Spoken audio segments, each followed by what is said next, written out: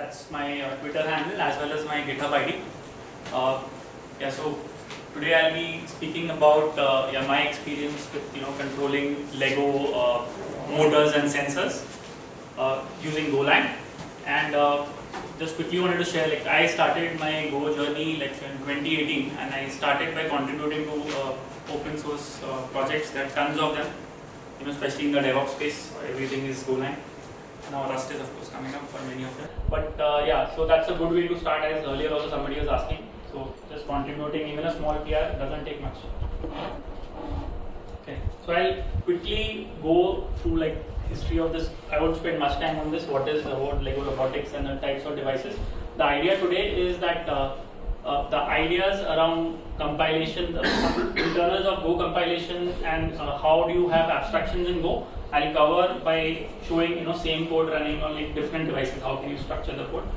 So the idea is that, and of course we have some toys over here, so we show some, hopefully some demos.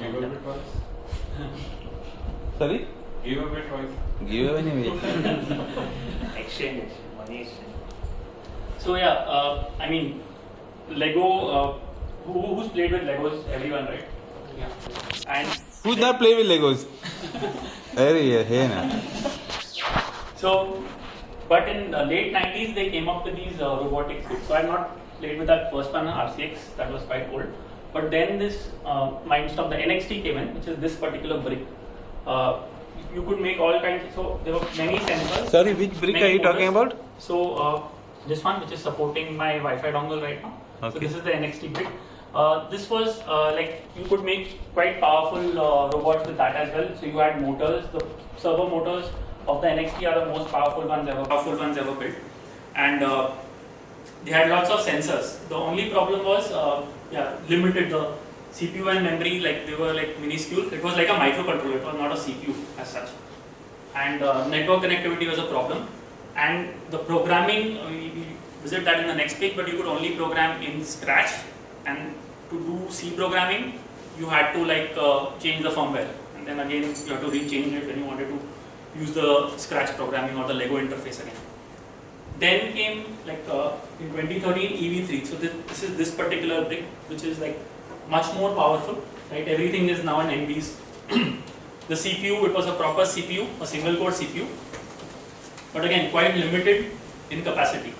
Right, network connectivity was much better. Right, it also had a USB micro SD extension slot, so it was much better. So this is the EV3, and so those are the three devices. Now, unfortunately, in October, I think they've put an end to the Mindstorm line. They have now the new education line, which has come out. Something like that. Yeah. So again, the limitations with just using the NXT or the EV3 bricks. First, as I said, for really, projects which are real-world projects, if you want to connect to some external service. So for instance, if you want to solve the Rubiks cube, you can do it using the color sensor. You can check the color of the cube using the color sensor. But why do that, right? You need to want to do something cool. So for that, OpenCV. So that's what I tried to do. Now, OpenCV won't fit on the memory available on the EV3 or NXT. So what happened? So that was a big constraint for many people, and that's why in EV3 they supported officially light version of Python called, I think, MicroPython. Yeah, exactly. They supported MicroPython, but then these BrickPy is Dexter Industries, which now the GroovePy, if you've heard of, they are the creators. They came up with this device. You can mount that on top of a Raspberry Pi, and then it provided the Lego Mindstorm interfaces, so you could control these motors using a Raspberry Pi brain, right? So now you have these multiprocessor machine to control all of these. And this was I just got it after the lockdown. My friend got it. This is a similar device called PiStorm, which has a LCD display, which again mounts on a Raspberry Pi. So a lot of people contributed to projects like EV3 Dev. So what EV3 Dev is an operating system.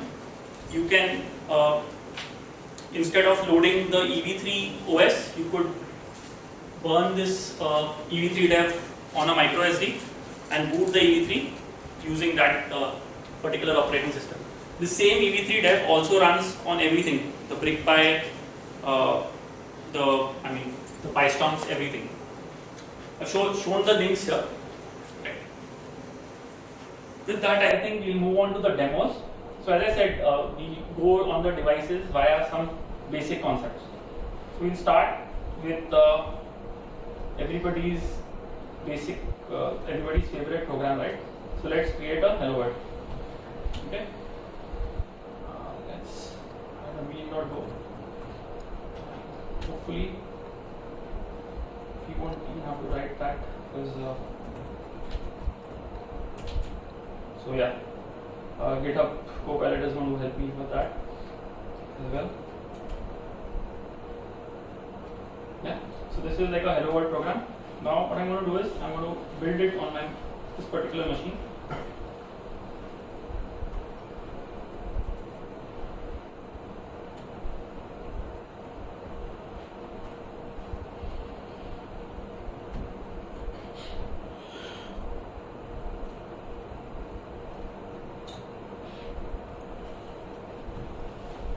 So I'm saying that build and create this executable HW, which is hello world, right? Now if I run it locally first of all, yeah, it should say hello world. Now I've got a few devices fired up. So over here this is EV3, so this is this particular device, which is the standard EV3. This is the PyStorms, which is this device, and on the top the big one, which is the BrickPy, because we spend most of our time there. Now what we're going to do is I'm going to push that program which we just compiled over here to the EV3. Okay.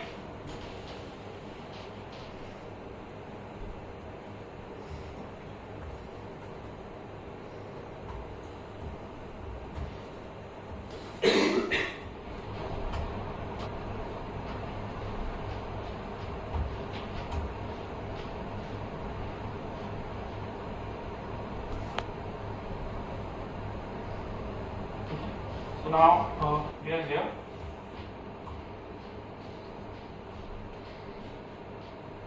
So in the end we see the HW program is here.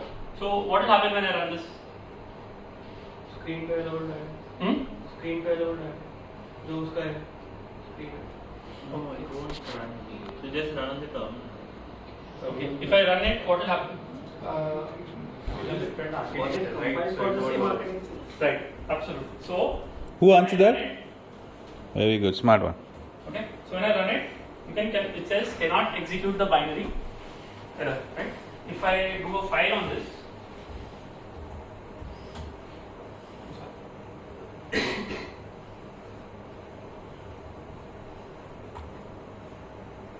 okay, what does it say? It's a ARM64 executable, right? And what is the architecture on this machine? How do you find the architecture? Unime. Unity. That is one way. So you can do uname -a. So it shows you that this is a ARM device, right? And it says ARM v5. So the same thing if you do like a cat of the rock CPU info. Will you give us more details on this? So yeah, this has one CPU, right? And what it is saying is that the CPU architecture is ARM architecture 5. So if I just do, let me do a less over here.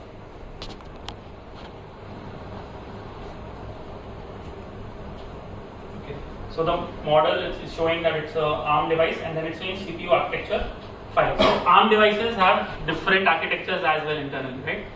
Because whether the floating point unit is built into your device or not, because of that, right? So now let's see how we can make it run on this device. Okay. So Gotch and Goose, right? That's what they're called. So this is equal to Linux. Okay. Gotch is ARM, and ARM architecture we saw was 5, right? And then let's call this hello world ARM 5, right? HW ARM 5. Let's push it to the device.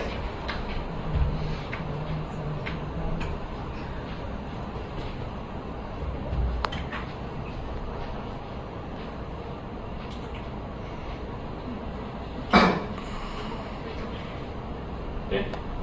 Now will it run?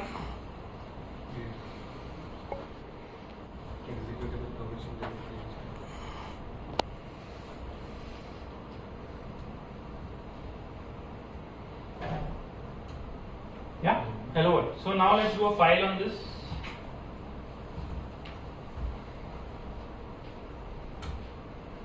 Okay, what is it saying? Statically linked executable, not striped or not stripped, whatever you want to call it. So what does that mean? Statically linked executable, not striped or stripped. So there It is is with shared library. no dynamically linked. Right. So okay. So Go by default. So with that, let's move on to a slide deck again. Okay. So we look at these in more detail with more demos. But basically, I would encourage everyone to watch this talk by Rob Pike from GopherCon 2016. He explains the internals of the Go assembler, right? Sorry. Okay. So he explains the internals of the Go compiler and how it works. It's very different. At that point, at least, it was very different than any other compiler. So when you compile a Go program, right, it first produces an internal standard assembly language, like a pseudo assembly language, right? That is the first part till here. And then there is the ops library, and Golang, of course, is open source. So you look at some of the links, you can actually see this code, right? The links are there in my slide deck. The second part of it uses the goose and gods to then map that standard assembly to the actual machine assembly, right? The actual machine code.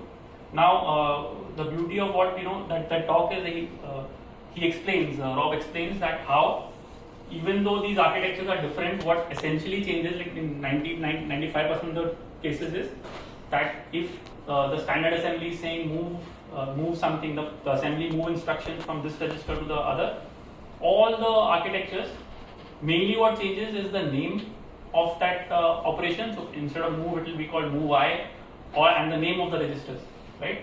So this second library actually converts that standard format assembly into the machine format assembly. Now how do we see that? How do we check that? Okay. So let's have a look. So all these tools are made available to us.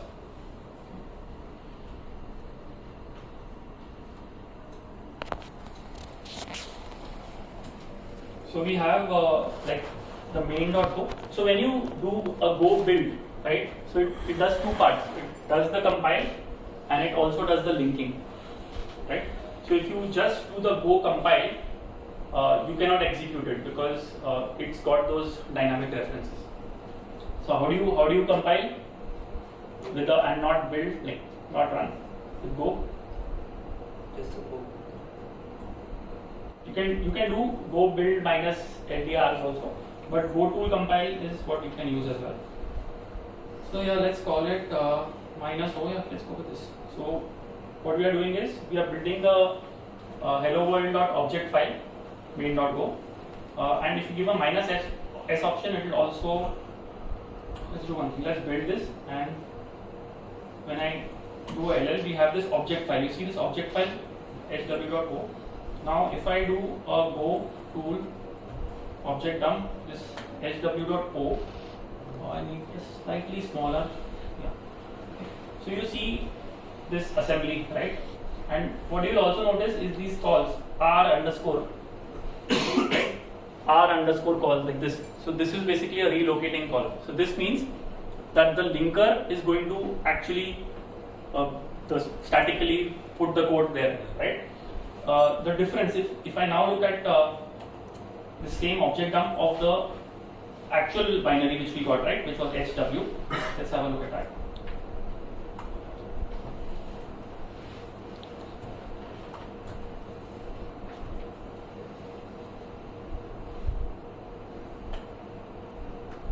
It's much larger, and you will not find those relocating calls because it's got everything built in, right? It's statically linked, everything is in there, right? And that's the simplicity. Till what time do I have?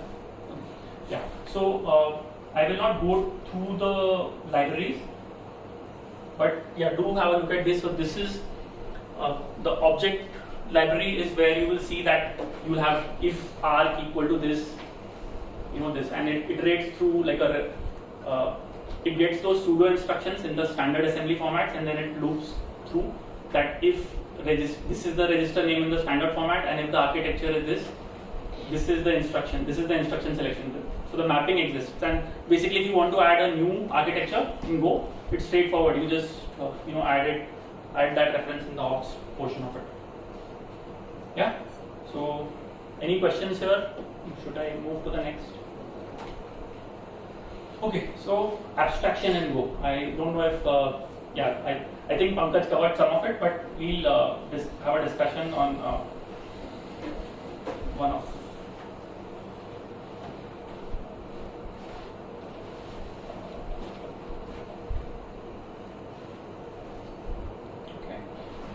So if you see here, I've got three folders here: the BrickPy, the EV3, and the PyStorm.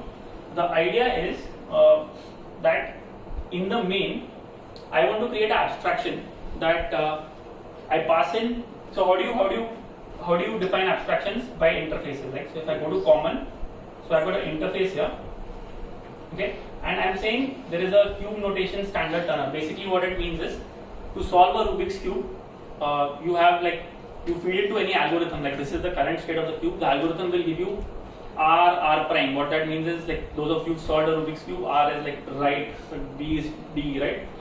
So basically, this interface is saying that right now I've put only two for simplicity, D and D2, because that's the easiest. Like the bottom, D is like turning the bottom once, D2 is turning it twice. Okay. So I have this interface, right? And now I have different implementations for these devices. The reason is that all of these have different drivers and different port names. So for instance, if I see the implementation of EV3 for this particular thing, generally how it works. So basically when you call new EV3 cube standard notation, it will return this receiver, right? And basically the constants is what is differing between these three. So between the BrickPy implementation, the EV3, the motor port prefix for EV3 is this, and the motor driver is it's got the leg NXT motor. It's got the EV3 motor actually, right? So it's got the EV3 here, okay. And if I look at a BrickPy, the constants here, the motor prefix is something else, and it's got the NXT motor. The NXT motor looks like this orange, right? So these two are NXT motors, and that's the red one is the EV3 motor. And again, the PyStorm implementation of it, again, it's a bit different, right? So now in main, if I go, let's start with the target device as maybe EV3. Okay. What I'm doing now is I switch the target device. If it is EV3, I say that the cube turner is EV3.new standard notation turner. If it is, we'll try with one more. So with EV3 and maybe BrickPy we'll try. So right now it's EV3, so the cube turner is the EV3 turner, and then to any caller it's abstracted away. So I just give this cube turner reference to anybody. They can just call it turn or like D or a D or R without knowing whether the actual implementation is the BrickPy implementation or EV3 implementation. Yeah. So let's run this first on the EV3 or maybe on the PyStorm. That is better. Because EV3 we already saw one.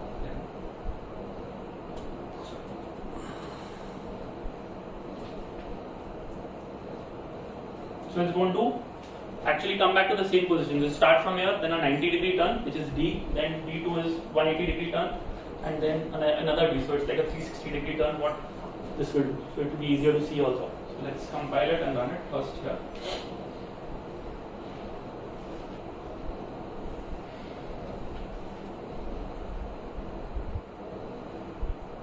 So both of these are Raspberry Pi, so ARM7 devices.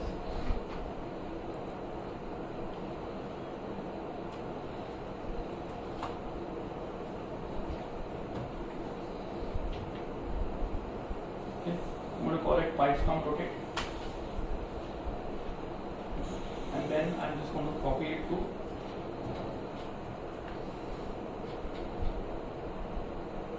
the files from home robot.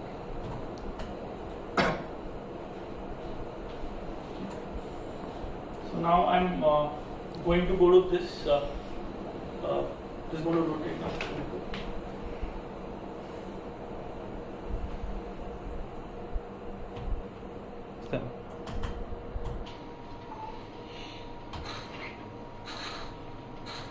Yeah. So now same thing. If we run it on the brick pie, right? So which will actually turn the bottom 4 times, it will actually come back to the same place.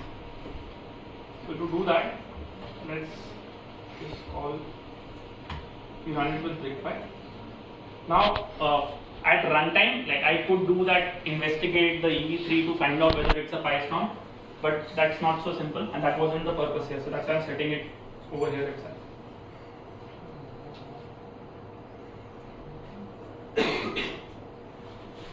So we'll call it brick pie rotate consistency. Build it again, and then we're just going to do a SCP. This time brick pie rotate.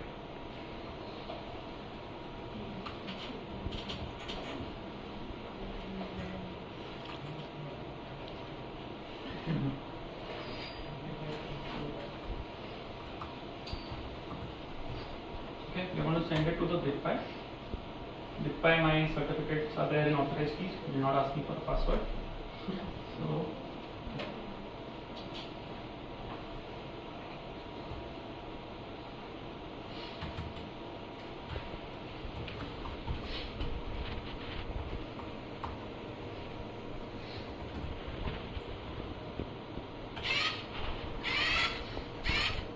yeah. Once again, please.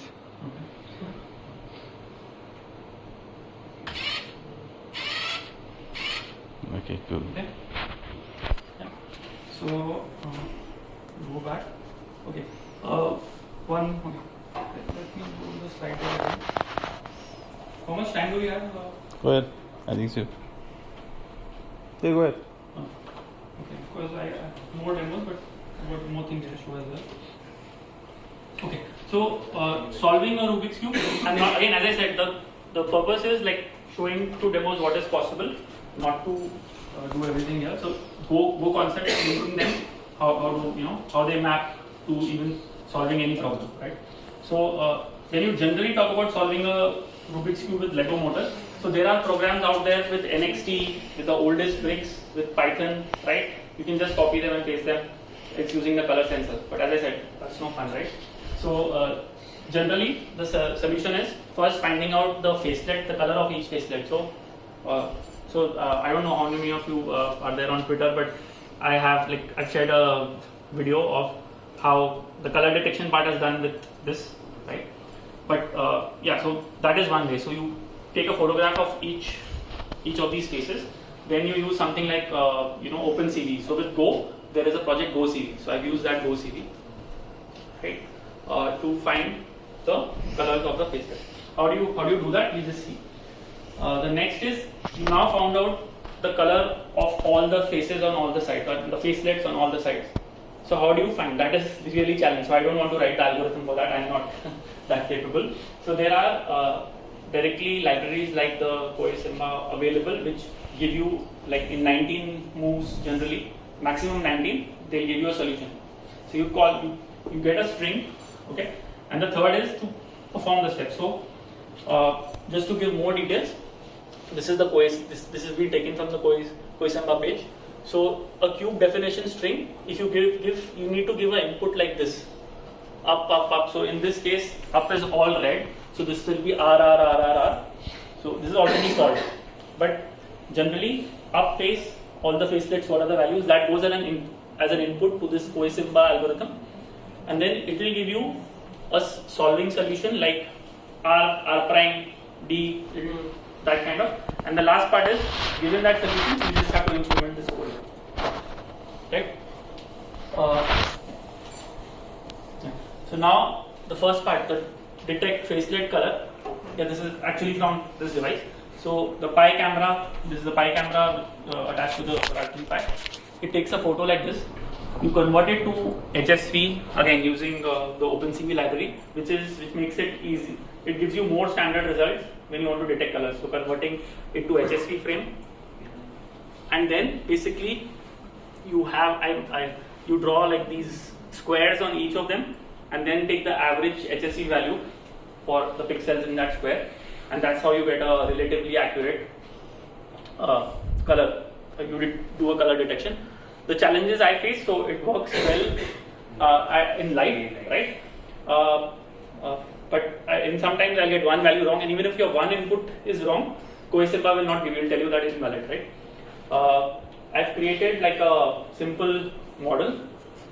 Again, training data, I've written another program which scans all of them, all the sites which are red, blue, tags them, so at different light conditions I can tag them properly. But I've still to, this is not my work project, they will throw me out. But yeah, so whenever I get my time I work on this, but that is my idea, and I think that will give me even a better result. Okay, so yeah, as I said, then you get a solution from that algorithm. You pass it this, it gives you an output of this. You perform these, and the cube is solved. Before I move to the concurrency demo, I'll show you the. I don't know if it will work, but let me try that. I'll show you like a flip, a simple flip. So this is the rotation motor. This rotates, and a flip. Like this particular motor will first turn back, pull the cube, and then it will push it forward. So it will again come here. Now these, as you see, these are like borrowed parts from my son. He owns the Lego now. But so this is like from a normal Lego. The solution you see on the internet, they have everything with these particular bricks. Here the purjas are like purja gila bolte hain. It's kind of that. But let's give it a try.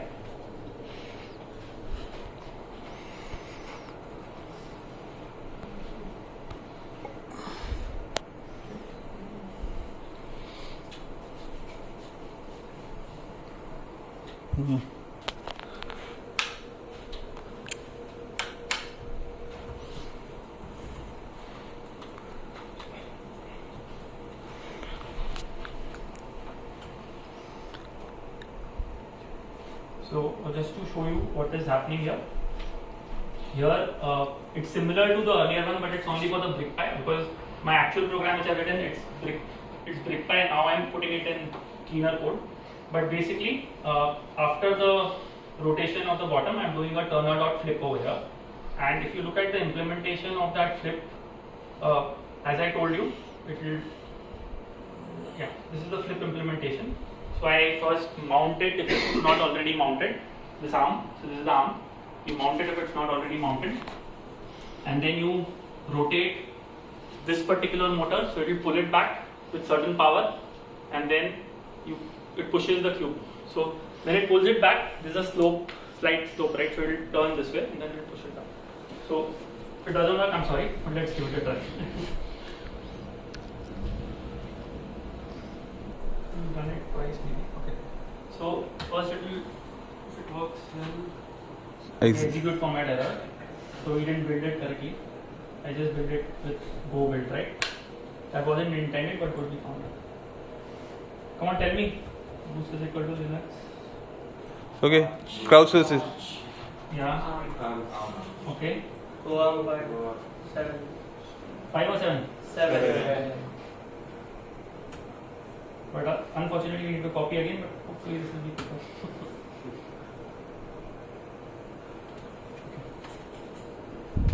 You want to pause?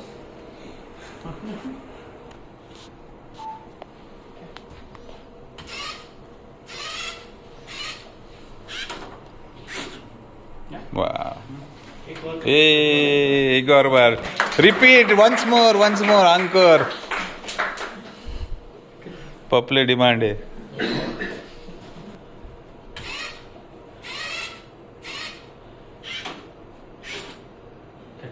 Okay.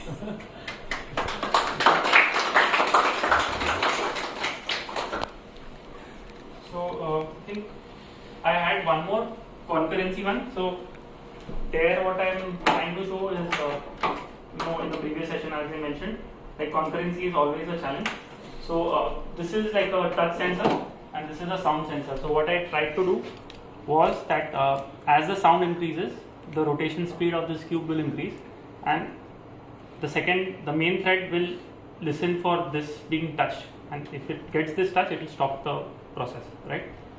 So, but what I found was, I have tried to patch it. So the BrickPy library has a concurrency issue. So both of these sensors read from exactly the same place. So if they happens together, it fails.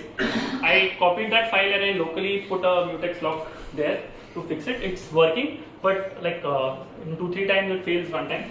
But do you want to look at the code and then run it, or otherwise I think you're running behind. You can. Depends. Rush guys, you want to wait for it? And popular demand है भाई. Oh.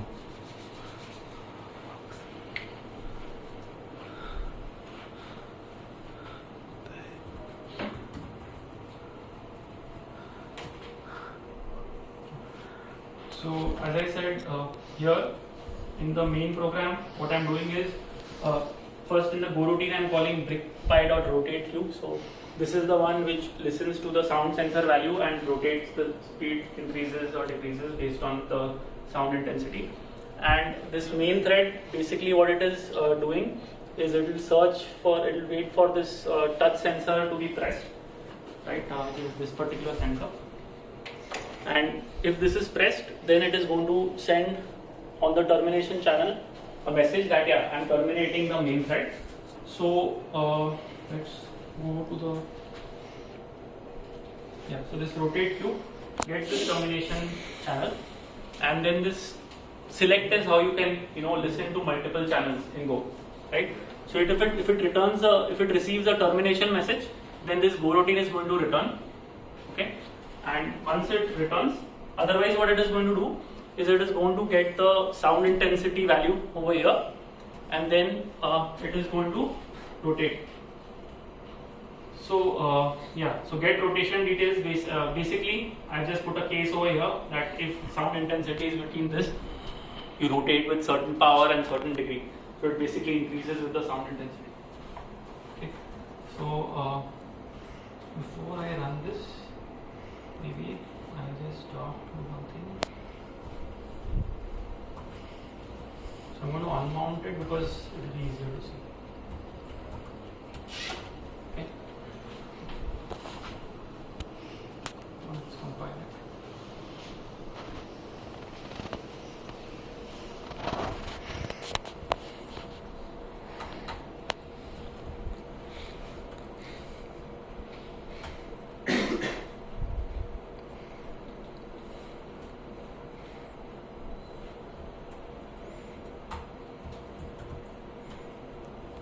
So as I said, like this override sensors is, I've taken the code from, I'm going to submit a ER, but first I have to fix it properly, and I've changed the code to put that mutex lock. That has helped, but in another case I know which causes it to still fail sometimes.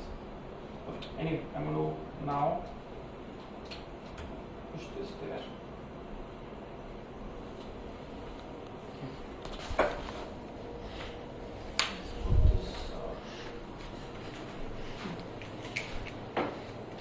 Or maybe light should be off for sensitive के लिए. I don't know. नहीं, sound है. चले? Try भाई.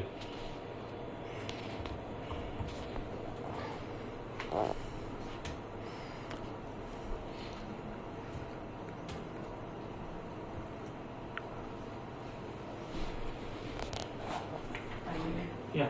So with the sound sensor and this other sensor, the BrickPy, that's why I'm going to use this.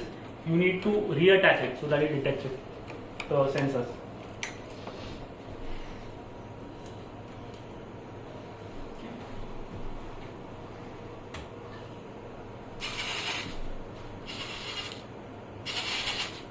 Yeah. So basically,